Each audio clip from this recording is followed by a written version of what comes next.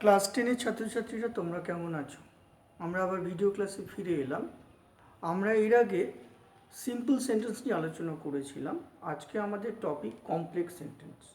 Complex সেন্টেন্সে কীভাবে আমরা সেন্টেন্সকে সিনথেসিস করব বা একাধিক বাক্যকে আমরা একটা বাক্যে জয়েন করব, সেই বিষয় নিয়ে আমি তোমাদের কাছে আলোকপাত করব। তোমরা মন দিয়ে শোনো এবং ভিডিওটা দেখো। ওকে? আচ্ছা, দেখো আমি প্রথমে একটা সেন্টেন্স লিখছি। ধরো আমি লিখলাম he has helped me. He has helped me. সে আমাকে সাহায্য করেছিল। He has helped me. এবারে আমি দ্বিতীয় বাক্য লিখলাম আই ক্যান নট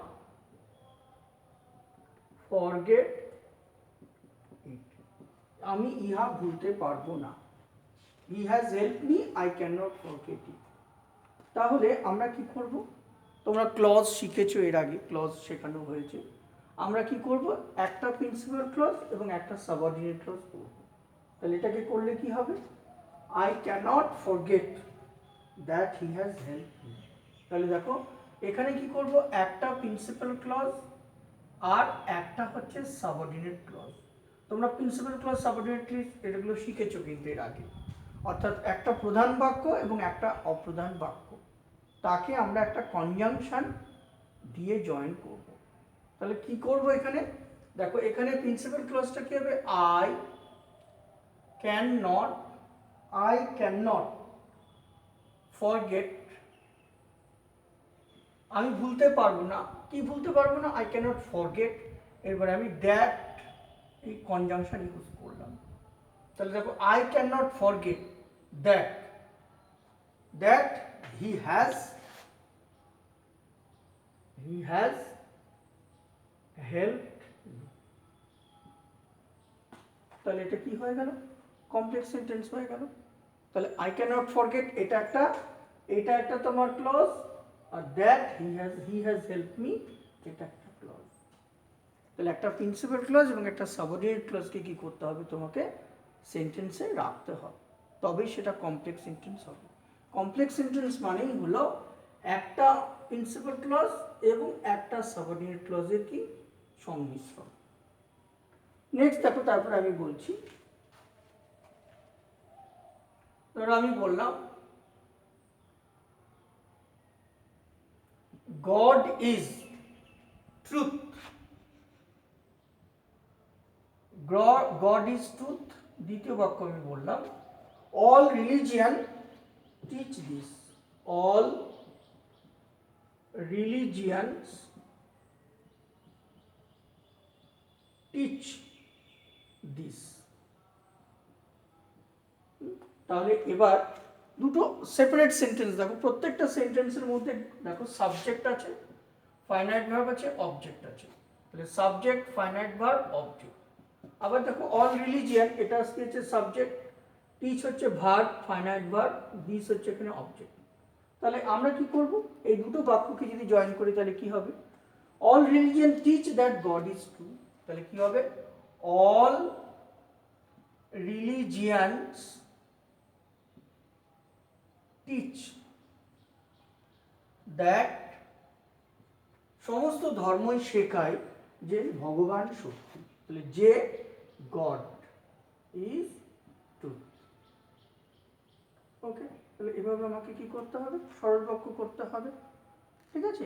নেক্সট দেখো, ধরো তোমাকে এটা দ্যাট দিয়ে করলাম, আমরা দ্যাট দিয়ে করলাম। এবার ধরো ডব্লিউএইচ কোশ্চেন দিয়ে করতে হবে।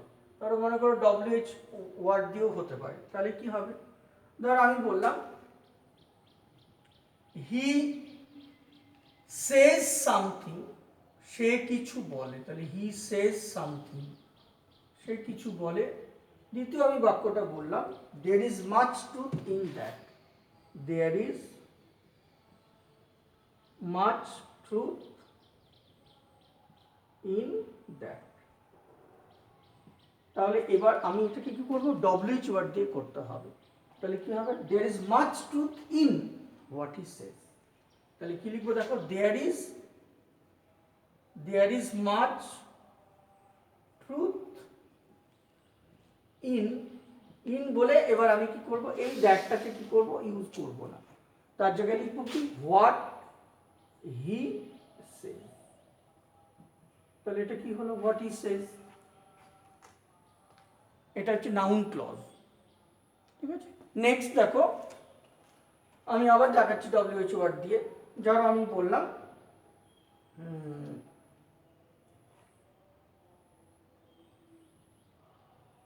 আচ্ছা, ধরো আমি বললাম what what do you wish to have, what do you wish to have, দ্বিতীয় বাক্যটা আমি বললাম I will give you, I will give you everything. Okay, তাহলে এবার এটাকে জয়েন করলে কি হবে, I will give you everything whatever you wish to have. I will give you, I will give you everything whatever you wish to have. ওকে, আমরা কি করব, এভাবে কি করব, কমপ্লেক্স করব। নেক্সট দেখো পরেরটাই চলে আসছে,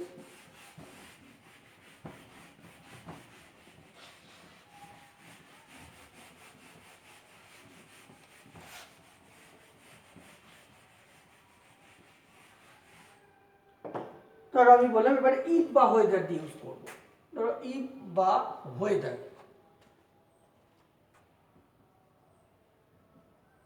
ওয়েদার দিয়ে জয়েন করব। কিরকম, ধরো আমি লিখলাম had I learn my lesson, had I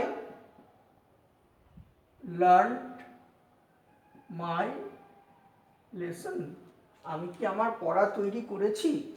the teacher asked me that, the teacher, তৃতীয় বাক্য, the teacher asked me that, শিক্ষক আমাকে জিজ্ঞাসা করেছিলেন। The teacher asked me that, তাহলে কি হবে, the teacher asked me if I had learn my lesson, তাহলে এটাকে জয়েন করলে কি হবে, the teacher asked me if I had learned my lesson, if I had learned my lesson. যেমন তোমরা ন্যারেশন করো, ঠিক ন্যারেশনের নিয়মে ফলো করে আমরা কি করলাম, এই বাক্যটাকে জয়েন করলাম। তারপরে দেখো আমি বললাম ডিড ইউ কাম ইয়েস্টারডে, তুমি কি কালকে, গতকালকে এসেছিলে, ডিড ইউ কাম ইয়েস্টারডে। তৃতীয় আমি বাক্য বললাম আই ডু নট নো ইট, আমি জানি না, আই ডু নট নো ইট, তাহলে আমি ইহা জানি না, আই ডু নট নো ইট, তাহলে এটা জয়েন করলে কি হবে, I do not know whether he came yesterday. ঠিক আছে, হোয়েদার হি কেম ইয়েস্টারডে, তাহলে I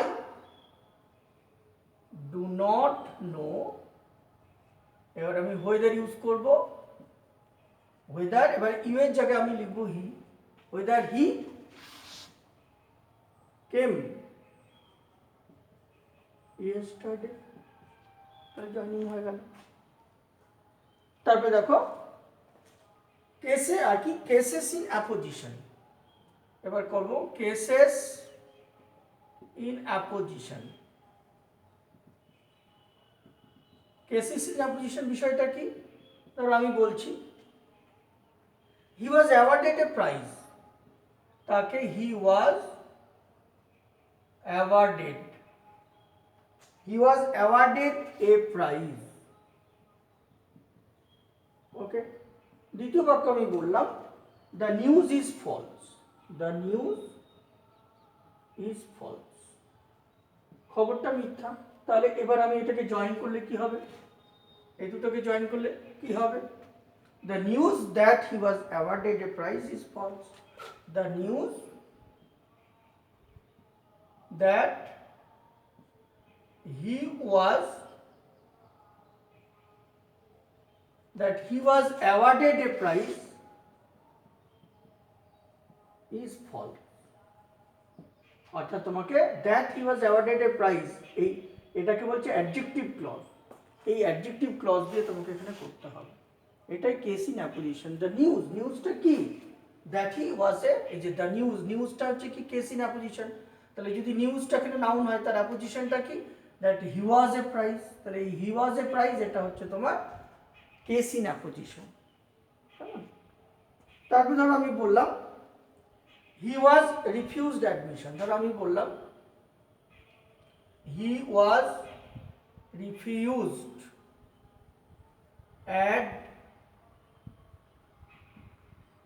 admission. He was refused admission. দ্বিতীয় বাক্য আমি বললাম the reason was explained to him. The reason was explained to the reason was explained to him. তাহলে এবার এটাকে জয়েন করলে কি হবে যদি আমরা আবার এই কেস ইন অ্যাপোজিশন দিয়ে করি তাহলে কি হবে the reason why he was refused admission was explained to him. তাহলে এবার কি লিখব the এবার আমি কি করব the reason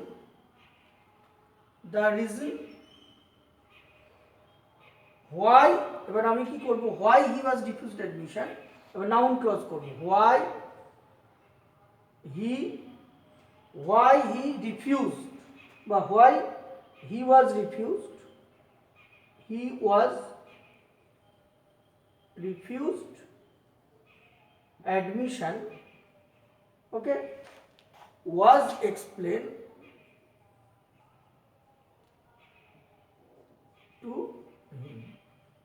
অর্থাৎ কারণটি যে কারণে তার অ্যাডমিশন রিফিউজ হয়েছিল তার ভর্তি প্রত্যাখ্যান হয়েছিল সেটা তার সামনে ব্যাখ্যা করা হয়েছিল। ঠিক আছে the reason why he was refused admission was explain to him. দেখো তাহলে why he was refused admission এটা হয়ে গেল কি এই পোর্শনটা হচ্ছে তোমার কেস ইন অ্যাপোজিশন হয়ে গেল। এইভাবে তোমাকে কি করতে হবে জয়েন করতে হবে।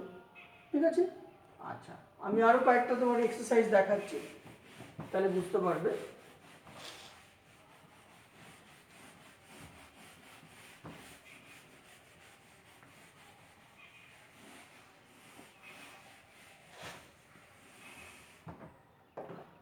আচ্ছা দেখো আমি বললি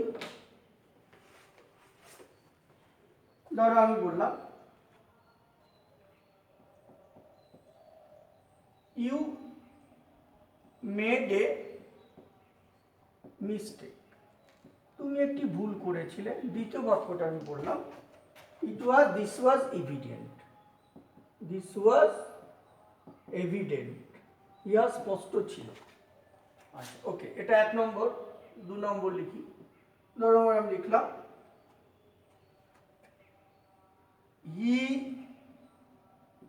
he will not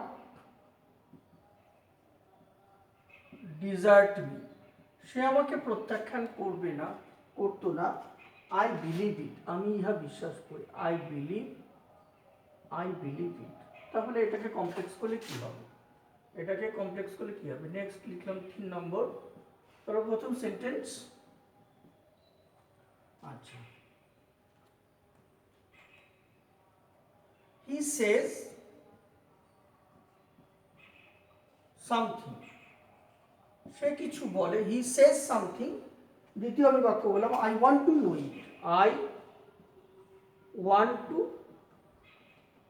know it তাহলে অ্যান্সারটা কি হবে নেক্সট দেখো। তারপরে আমি বললাম he opposed me সে আমাকে প্রত্যাখ্যান করেছিল he opposed me I do not know why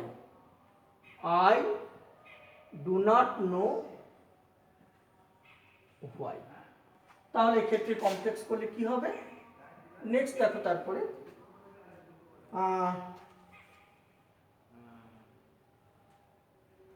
I made a mistake he made a mistake সে একটি ভুল করেছিল, হি মেড এ মিস্টেক। তৃতীয় বাক্য, I am not sure, I am not sure of it. তাহলে কি হবে, দেখো জয়েন করলে কি হবে, you made a mistake, this was evident. তাহলে দিস ওয়াজ ইভিডেন্ট দ্যাট, তাহলে আমরা কি করব,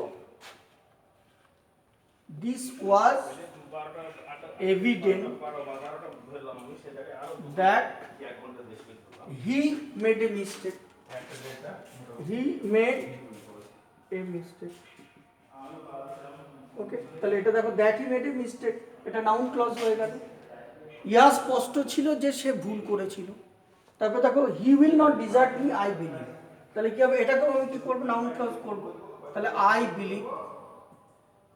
believe that he will not desert me. তারপরে দেখো, he says something I want to know, তাহলে I want to know what he says. তাহলে এটাও নাউন ক্লজ করতে হবে, I want to know what he says. Next দেখো, he opposed me, I do not know why। তাহলে এটাও noun clause করতে হবে, I don't know why did he oppose me। তাহলে why he oppose না করে why did he, আমি অপোজটাকে ভেঙে দিলাম, did প্লাস অপোজ করলাম। তাহলে why did he oppose, oppose me, এরকম। he made a mistake, I am not sure। তাহলে I am not sure, ঠিক আছে, I am not sure whether he had made a mistake। তাহলে I am not sure whether he had made a mistake। ওকে, এইভাবে কি করতে হবে, complex sentence করতে হবে। তাহলে আজকে তোমাদের এই পর্যন্তই, কেমন? তোমাদেরকে আবার পরের ক্লাসে আমরা আবার কমপ্লেক্স সেন্টেন্সের উপরে আলোচনা করব। তাহলে তোমরা সবাই অনুশীলন করো আর ভালো থেকো। তোমাদের অনেক অনেক ধন্যবাদ।